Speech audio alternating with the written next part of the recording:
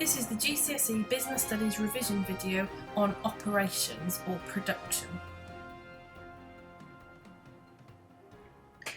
All businesses produce a range of goods and or services for customers to buy. Now there are different types of goods. So for example, you have consumer goods,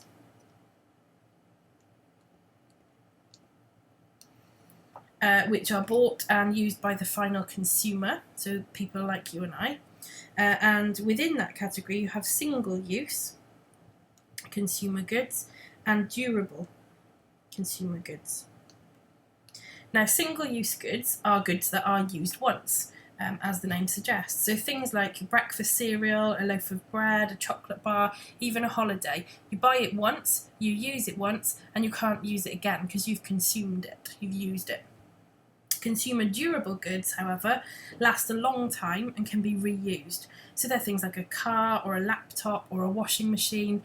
Normal customers would buy them and use them more than once, use them over and over again. They last a long time. There are also producer goods. And these are goods which are bought and used by other businesses. So whereas a business might sell computer parts to another business, they're selling business to business. So they're selling producer goods. A service, as you know, is still sold for money and business makes a profit, but it is intangible. It's non-tangible or a non-physical good.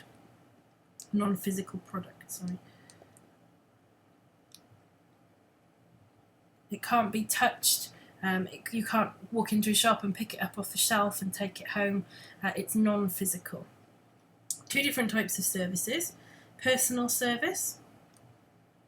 So where a service is provided for individual customers, such as a haircut or if you go and have a meal at a restaurant. Or commercial services, which are services provided for other businesses, provided to other businesses. So such as a cleaning service where a business will hire cleaners to clean their offices or their factories. An accountancy service, a sole trader or a partnership might hire in somebody to do their accounts. They're buying another service. So commercial services sold to other businesses.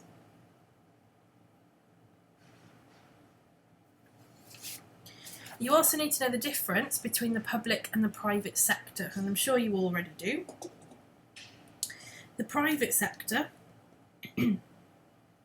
includes all businesses set up by individuals or groups of individuals for their own benefit. So most businesses in the UK are in the private sector, and usually their main aim is to make a profit.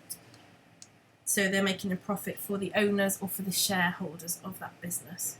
And like I said, most goods and services, or most businesses in the UK are in the private sector. Some examples, your usual high street businesses, Tesco, Marks and Spencer, the Shaky Shack in Haverfordwest, all in the private sector. The public sector, on the other hand, includes all organisations set up and run by the government. And they're not normally run for profit, but the money that they do make, or any money that they do make, goes back into the organisation to further improve the service that they provide. They don't usually make a profit. They're usually set up to provide a good or a service that can't be produced by the private sector at such a low price to make it accessible to everybody. So things like our NHS, STP school and the education system, the BBC, they are all public sector organisations. Now, if you're asked in your exam what privatisation means, privatisation is where one business is sold from the public sector into the private sector. So the government might sell off an organisation like Royal Mail.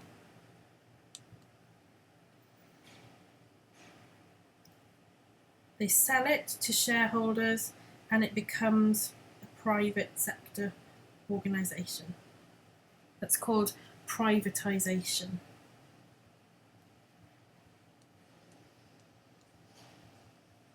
And this happened to Royal Mail in 2013. Now, there are 3 types of production that you need to know about, and the first of those is job production.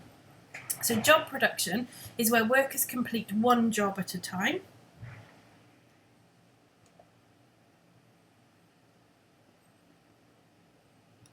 And they are usually made to order goods or customised goods,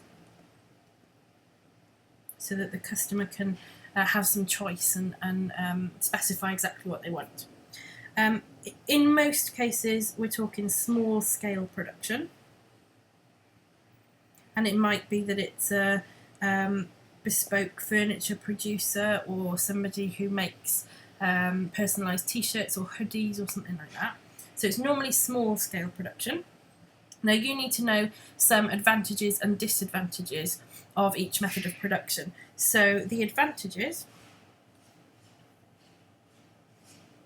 for job production are that customers are highly satisfied, so high customer satisfaction, because they can specify exactly what they want and have something made to order especially for them, so they should get the quality that they want. Goods can be unique, so they could stand out amongst the competitors, and usually they are of higher quality because somebody has taken the time to do one job at a time. They're not trying to do other things as they go along, and the quality ends up being a bit higher, so higher quality. There are some disadvantages, however. They are expensive to make because you're only making them one at a time. You need a skilled worker. So skilled workers usually are paid higher wages, so it costs a little bit more. And because you're producing on a small scale, you don't benefit from economies of scale. You're not buying things in bulk because you're making such a small quantity of something and one at a time. It's also time consuming. So that means customers might have to wait for their orders because it might take you quite a while to make them. And it could lead to a higher price for consumers. Now this could be good or bad. Because you can charge a higher price, you might make more profit. However, if the price is too high, your customers might not want to pay it. They might go somewhere else instead.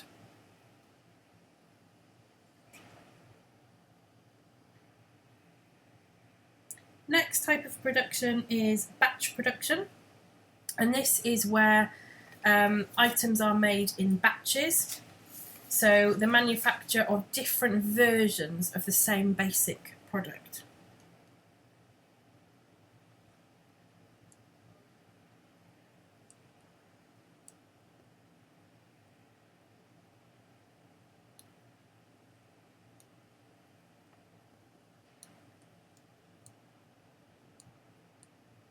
Same basic product. So for example, you might have different colours or different flavours of something, all a similar base product, but different versions, slightly different versions. Now again, you need to know advantages and disadvantages. So in this case, you're not having one worker working on the whole thing. So workers could work, you can specialise on certain tasks.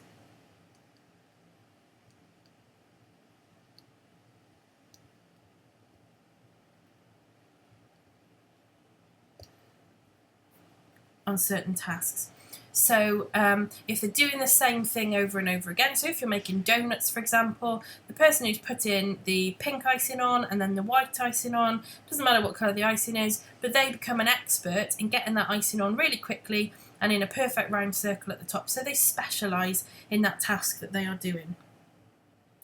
And because you're making things in batches, you have a higher level of production, so you're producing more.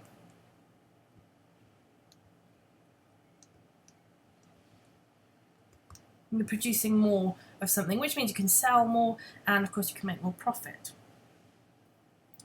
And because you're producing more, there is a lower cost per item, because you can benefit from economies of scale. The more you produce, the more materials you need to buy in, and you'll get bulk buying discounts, which leads to having a lower cost per item. There are some disadvantages of batch production. When you are changing the flavour or changing the colour, production has to stop. So there will be periods during the day where you're not producing anything at all. So production stops between batches.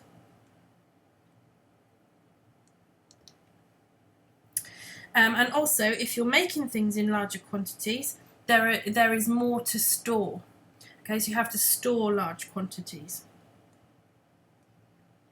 And that can be expensive. Having to store lots of half-finished goods and parts that you need to make your goods can be expensive.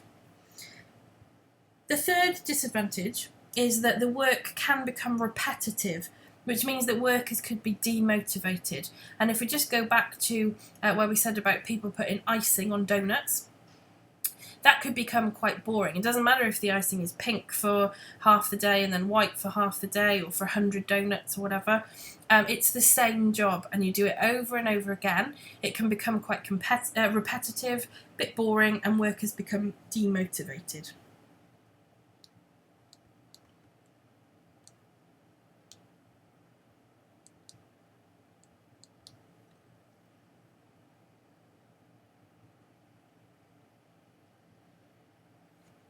The third method of production you need to know about is called flow production, which is sometimes also referred to as mass production. Could be either. This is where production is a continuous process.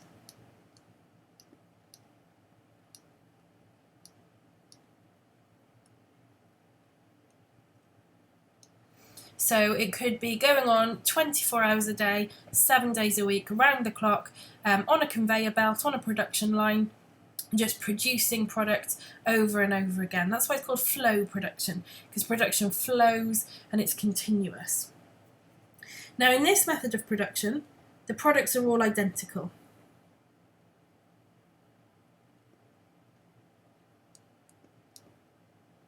So every product is the same. There's no variation in colour, size, flavour, anything like that. And they're usually, like I said, made on a production line. Each worker works on one part of the production line, and they become specialised in what they do. So similar to what we said about batch production, the workers become specialised at a small part of the process. So specialisation happens in flow production as well. Now, advantages of this method are that a high volume of goods are produced. So you can make loads. If you never stop producing, if you're producing around the clock, there's a high volume of goods produced, and that means you can sell loads of goods and make loads of money. And if you're producing high volume of goods and you're able to sell them, you could keep your costs lower.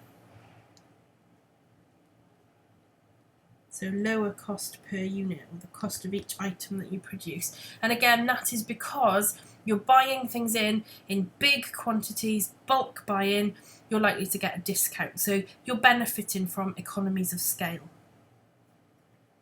And again, as we said, your workers become specialised in the part of the process that they are involved in. The disadvantages, however, you have high startup costs, and that's usually because there is a lot of equipment required, loads of machines, computers, that kind of thing. So the startup cost is quite high to get it all set up and running. It can be demotivating for workers, same reason as with batch production. The work is repetitive, boring, so it can be demotivating for workers. You've still got those high storage costs because you are producing high volumes of goods, And if you can't get them out to customers straight away, you've got to store them somewhere, normally in a warehouse. But again, because you're producing in high quantities, you're having to store the parts or the ingredients or whatever it is that you're using before you even start making it. So storage does become expensive. And the final thing is that machines can break down. So if you are using machines, computers, conveyor belts, a production line, an automated production line, so using lots of machinery and equipment to produce your products, when they break down, production has to stop. So there may be some breaks. Following on from what we've said about production, stock control is very important. And as we said with batch and flow production, the more you produce, the more items and parts you've got to store somewhere. So storing your stock is quite important for a business. Now there are 3 kinds of stock. So first of all, materials. Sometimes we say raw materials or parts that are needed for production. So they are things that you are going to use as a business to make your products.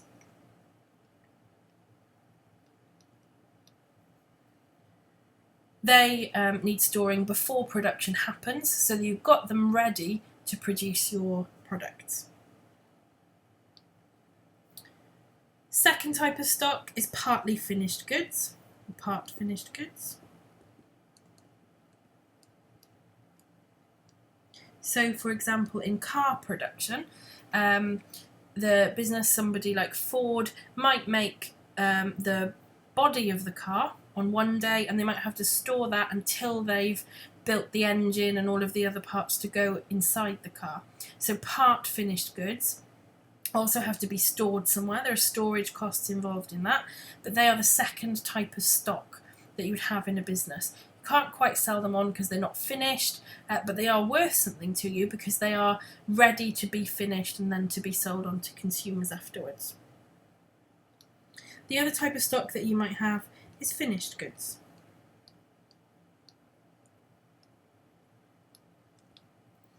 And these are goods that are made, they've been checked for quality, and they're ready to be sold. Now, they might need to be stored until your delivery vans come to distribute them. You need to think about what are the issues with having too little stock or too much stock. So if you hold too little stock, it might be that you can't meet the demand. Okay, if you've haven't got enough parts in your warehouse or haven't got enough finished goods ready to be sold, and there's a sudden increase in demand, you might not be able to meet that demand, which means that your customers will go somewhere else to buy those products. If there is too much stock, it's expensive to store. You have to get insurance for it. If you're keeping all your stock in a big warehouse, you might need security cameras or security guards to make sure that it's safe and nobody steals it. If it's a food item or if it's perishable and it could go off or go rotten, then you need to move that quickly. You don't want to keep that in your warehouse for too long. And those kind of things are wasted. If you can't sell them or they go off, they are wasted, and you've wasted money producing them and haven't made that money back selling them. So it's important to appreciate the problems with too much stock and too little stock.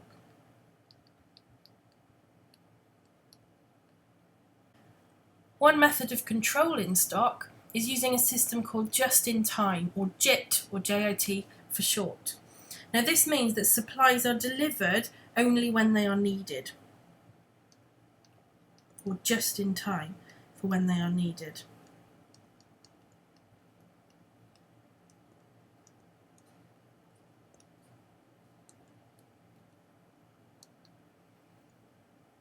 This can help a business because they don't need all of that storage space. They don't need to pay for high warehousing costs, insurance, security. They have their parts delivered just in time for when they need them. So again, you're likely to be asked advantages and disadvantages. So less storage space needed.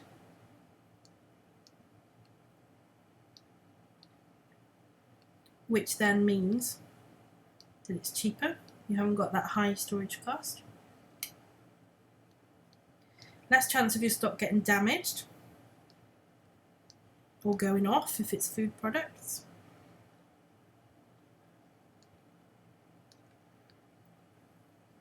And you have less money tied up in stock. So you don't have to buy big bulks of stock all at one time. You can buy stock in as and when you need it. However, the problems with this system, there's no room for error because you don't keep high stocks in storage. You have to make sure you've got the right amount for exactly when you need it. So there's no room for error. You have to have reliable suppliers, which is fine if you've got a really good supplier. But if your supplier is late or delivers the wrong quantity or something like that, then you're not going to be able to meet your production targets. So you have to have reliable suppliers. Also, it might mean that you have no spare products available to meet demand.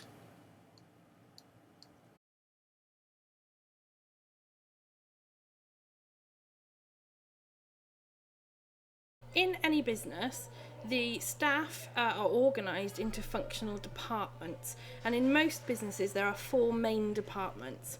They are finance,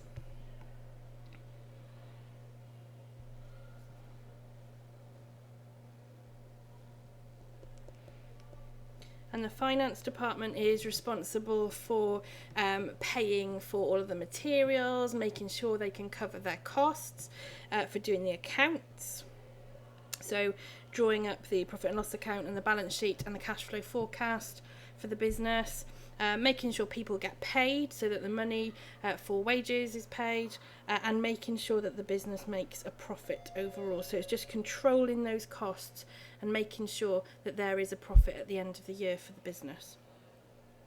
The operations department is all about production.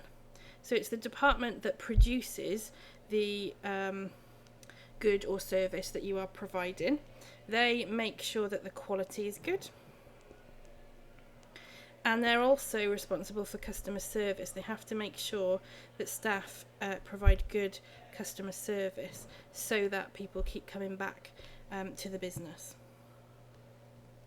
The human resources department is all about people. So it's the department that looks after the people. And they are in charge of recruitment and training, and making sure that people have the correct skills to do their jobs. The 4th department, which most businesses will have, is a marketing department, and they are in charge of carrying out market research, so finding out what people want and what people are prepared to pay and things like that. They're also responsible for making sure that customers know about the product and persuading them to buy it, often through advertising and promotional methods. And they also manage the marketing mix. So they have to make sure all of the 4 P's in the marketing mix are perfect so that the product sells and is popular with customers. All of those departments have to work together. So they're all linked to each other. They have to work together for the company to be successful. So, for example, the finance department has to make sure there is enough money to run a big advertising campaign. They also make sure there's enough money to recruit new staff, and that they can buy in the right materials for the operations department to produce the product. So they all have to work together to make sure that the business achieves its objectives, which quite often are to make profit.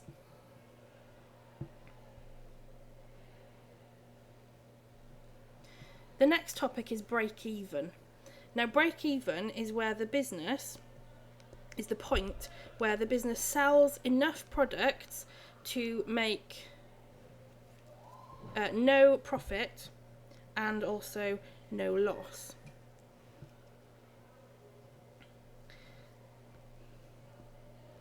So the business makes no profit or loss. In other words, they just make enough money to cover their costs. So it's the point at where total revenue is the same as total costs. Now, total revenue, as you know, is money that you make from your sales. So all the money coming into the business. And your total cost is made up of fixed costs and variable costs. And we'll look at them a bit more on the next slide. But your fixed costs are your costs that do not change with output. So you still have to pay them, even if you don't make any products. Things like your rent. You've got to pay your rent, whether you sell anything or not. And then your variable costs vary with output. Variable costs vary. So they are things like your raw materials that the more you make, the more you need to buy. Now, break even can be showed as a graph, and it would look something like this. Okay, so I've already drawn it. You've got output along the bottom, you've got cost and revenue down the side, and that would be in pounds normally. And it shows how many units you have to make to break even. So the lines on the graph are, the easiest one to draw is your fixed costs, which I'll just put as FC. Okay, it's a straight horizontal line because they don't change. They stay the same, they're fixed. So fixed costs, always a straight line. The next line, the blue line on here, is total costs, TC, total costs. Now this always starts at the same place as fixed costs, and that's because you have to always pay your fixed costs. Okay, so even if you're producing 0 units, you still have to pay your fixed costs, which means your total cost is your fixed cost. The green line on here is total revenue. So it shows how much money you make from your sales. And like we said on the last slide, break even happens where your total revenue equals your total costs. So you have to look for the point where those two lines cross, which on our graph is here. And then to find out how many products the business has to sell to break even, you draw yourself a little dotted line down to the bottom axes, and that is your answer. Whatever, if it's 10 units, if it's 100 units, if it's 1,000 units, that's how many they have to sell to cover their costs. And from that point, they will start making a profit. So if they sell this amount of units, you could draw a little dotted line up, and whatever is between those two lines, that is how much profit they will make. So you have to be able to, you might have to draw a line or two on the graph, or you might have to read a graph to find out what break even is or how much profit they need to make to break even.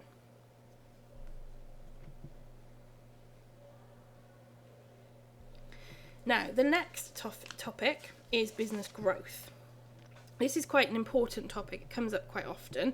And you have to think about the reasons why businesses want to grow. And it could be that they want to increase, draw a little arrow, increase their profits. It could be that they want to increase market share. It could be to reduce competition.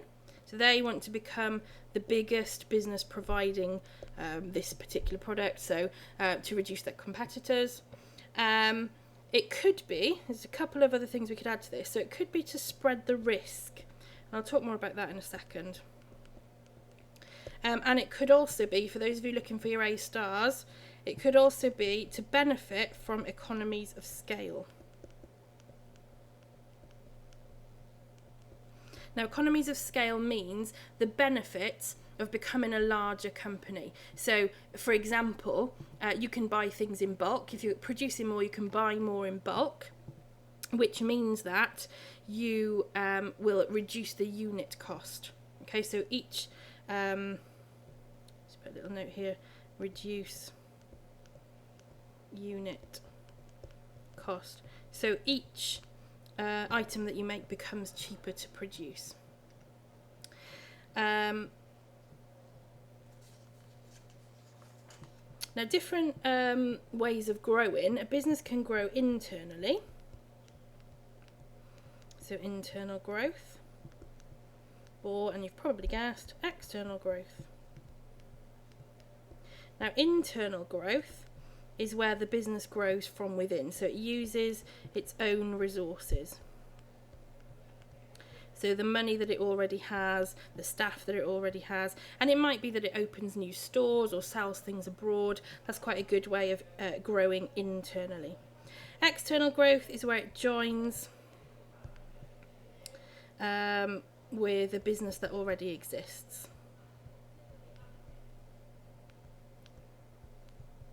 Okay, so it might buy another business, which is called an acquisition. Okay, it acquires another business, or it might join another business, which is called a merger. So there are two words that you might want to learn. Acquisition, buys another business, and merger, joins with another business. Okay, but they're both ways of growing from outside the business. Now, another key term just to mention here is diversification. I might just put a little note in here. Diversification. This is where a business sells a range of different products. So they don't stick to what they normally do. They start selling something completely different. And the reason they might do that is to appeal to a bigger market. So appeal to more customers and get more sales. Okay, bigger market. And this is where spreading the risk comes in. Okay, so if you only sell one product and that product goes out of fashion a bit, and you start to lose sales, your business is going to lose money. But if you can sell other things as well, you've still got income coming in from those other products, which is why it's less risky. Okay, the risk is spread if you diversify your product range, so use sell different products, a range of different products. Now, I just want to talk about horizontal and vertical integration. So, horizontal integration, and we're still talking about external growth here. So horizontal integration is where businesses at the same stage of production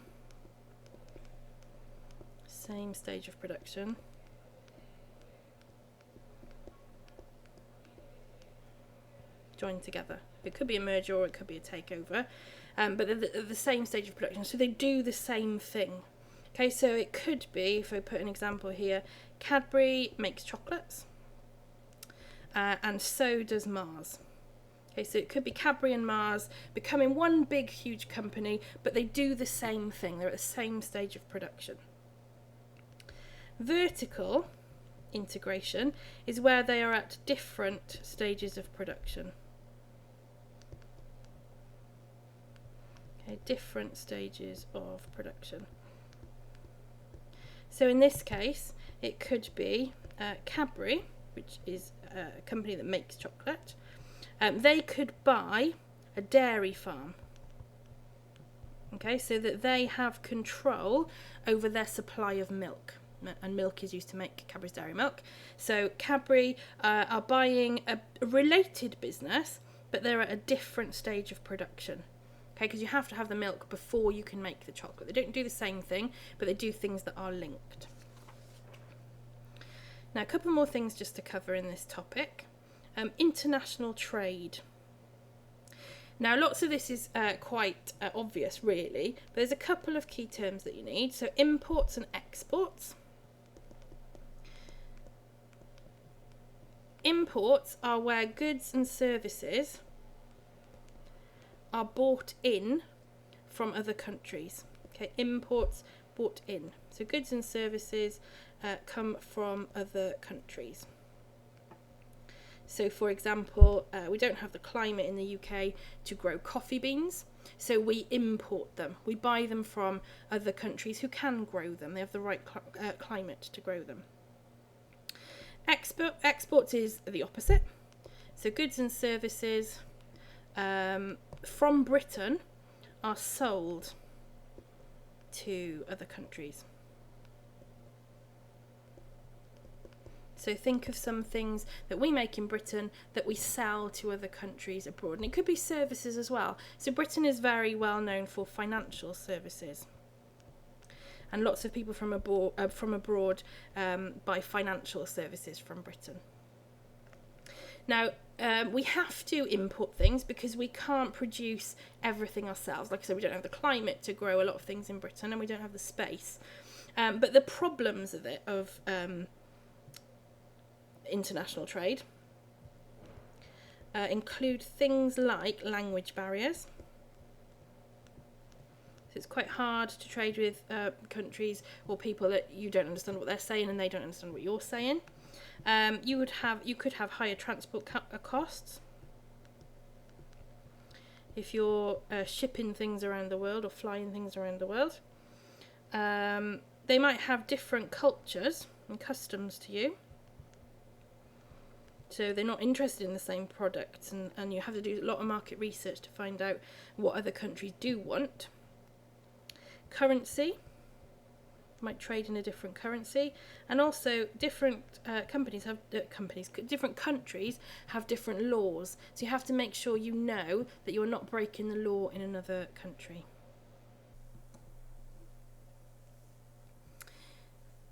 So you've also got language and culture barriers. You need to spend that time researching and making sure that you understand the culture, and that you may need to employ somebody who speaks the language of the country that you are going to, which could be expensive if you're going to employ somebody as a translator or something like that. It adds to your costs.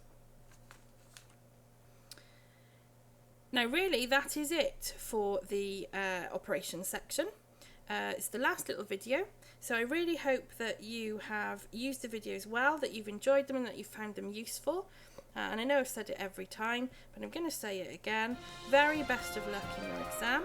I hope it goes well, and I'll see you on results day.